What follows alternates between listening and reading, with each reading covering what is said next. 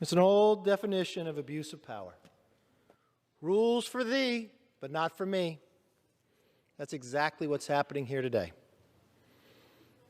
House Democrats are preparing once again to break another precedent of the United States House of Representatives. It's an open secret that the American people are facing substantial challenges today. Many of these challenges are Washington-inflicted of one-party rule caused by a Biden administration incompetence and radicalism. Absolute chaos on the southern border. Out-of-control crime. Record-breaking gas prices and inflation. A broken supply chain. A historic labor shortage. A failing education system. And of course, the humiliating surrender in Afghanistan. Will this Congress be remembered as the Congress that addressed those serious challenges? Not a chance. Instead, I believe this Congress will go down in history as the broken Congress. For nearly 4 years, as the House Republicans have been voicing the needs of millions of Americans, House Democrats have broken nearly every rule and standard in order to silence dissident and stack the deck for their radical, unpopular agenda. They broke the motion to recommit, first time in the history of Congress. They broke impeachment, not once, but twice. They broke in-person voting and replaced it with proxy voting, the first time in history. And they broke the minority's right to appoint members of its own choosing to committees. The Speaker is burning down the House on her way out the door. What's worse, we got to this point on the basis of a double standard. Democrats want to change the rules but refuse to apply them to their own caucus. I listened to the Speaker talk about the highest standards. Madam Speaker, when a Democratic chairwoman flew to Minneapolis and told an angry crowd during a trial to stay on the streets, get more active, get more confrontational, we've got to make sure they know we mean business. That high standard, the Democrats refused to take action. The trial judge actually singled her out on her comments on an ongoing basis, which he said could become an issue on appeal. But this wasn't the first time. No. This is 3 times. At a rally in Los Angeles, that same chairwoman, she told a mob, if you see anyone from that cabinet in a restaurant, in a department store, at a gasoline station, you get out and you create a crowd. And you push back on them. And you tell them that they're not welcome anymore, anywhere. She later defended that comment in another speech in LA, saying, the same chairwoman of the high standards, I did not threaten Trump constituents and supporters. I do that all the time. But I didn't do it that time. This side of the aisle didn't ask that chairwoman to lose her committee. We simply asked for an apology. Meanwhile, that high standard with Speaker Pelosi and Leader Hoyer defended her. When asked about her Minneapolis comments, Leader Hoyer described her as passionate. She believes in her issues. She believes you should get in your faces. And Speaker Pelosi, oh, what did she do with that high standard? She compared her comments in Minneapolis to Dr. King's civil rights movement. You see? Why would they do that? Rules for thee, but not for me. Just this month, the dossier's principal source was arrested by a special counsel Durham for lying to the FBI. Think about everything that dossier put this country through for 2 years based on fabricated evidence. The infringements of due process, the spying on the presidential campaign, and of course, the $32 million spent by hard-earned working taxpayers for a Mueller investigation. And yet, the Democratic chairman says, I don't regret it. Why? Rules for thee, but not for me. When the Speaker of the House on this very floor engaged in personalities, the floor shut down for 3 hours because no one wanted to take to the top. Her entire caucus that believed in the higher standard voted to keep her words in the record rather than strike them down. Why? Rules for thee, but not for me.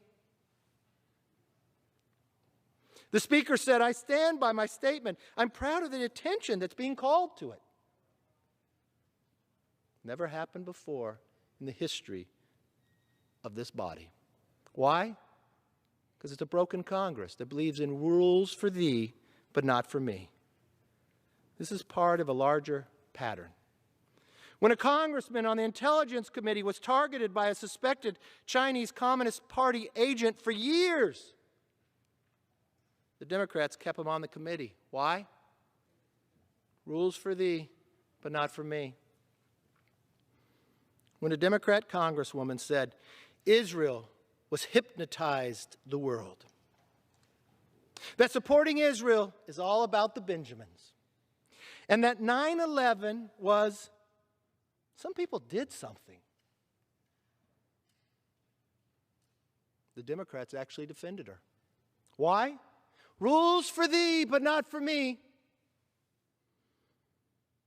And when a member of the Democratic leadership tweeted a week ago, lock up Kyle Rittenhouse and throw away the key, in an attempt to sway an ongoing trial, the Democrats said nothing. Why? Rules for thee, but not for me.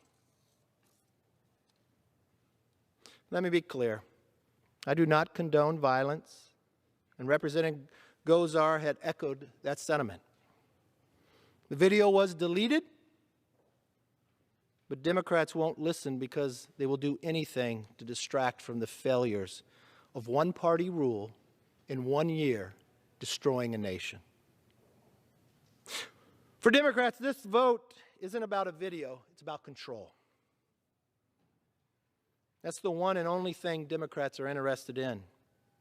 Not condemning violence, not protecting the institution, not decorum or decency, just control. The Democrats want control and they don't care about the consequences. They're destroying this institution, silencing the minority, and therefore silencing millions of Americans. When I talked to Democrat leadership, when they told me what they wanted to do, I asked a simple question. Have you seen the video? No, haven't seen it. But they knew exactly what they wanted to do. It's interesting. Without even watching, they decide the punishment. Why? No need. Rules for thee, but not for me. What they have started cannot be easily undone. Their actions today and the past have forever changed the way the House operates. It means that the minority rights that have served this body as well are the things of the past. And furthermore, it means that under the Pelosi president, all the members that I have mentioned earlier will need the approval of a majority to keep those positions in the future. What was interesting is, it's not just the Speaker that's making those decisions. When the chairwoman incited those ideas 3 times, everyone in the Democratic Party had ability to vote what they thought. Because of those high standards, they all voted to table. They all voted to table, not to remove this chairwoman from committee, to ask for an apology. Why? Because you all believe in rules for thee, but not for me. That legacy is a real culmination of Speaker Pelosi's career. Make no mistake, the House is weaker, more partisan, and more self-focused today than when Speaker Pelosi became Speaker less than 4 years ago. Future Congress will suffer for it. More importantly, the American people have needlessly suffered because of it. They won't soon forget it. It's about control. It's not about a standard that everybody lives by. It's a standard you enforce on one, but not upon yourself. You encourage your own side to engage further when you all took a vote to table. It'd be interesting to see if your leadership hasn't watched the video, how many of you who vote today have watched it? When it was requested, I contacted the member. He took the video down. He put a statement that he does not believe in violence to anyone. But you see, when others on the other side of the aisle incite violence, it's okay. Because it's rules for these, but not for me. Unfortunately, this body has suffered greatly. And a new standard will continue to be applied in the future. I yield back.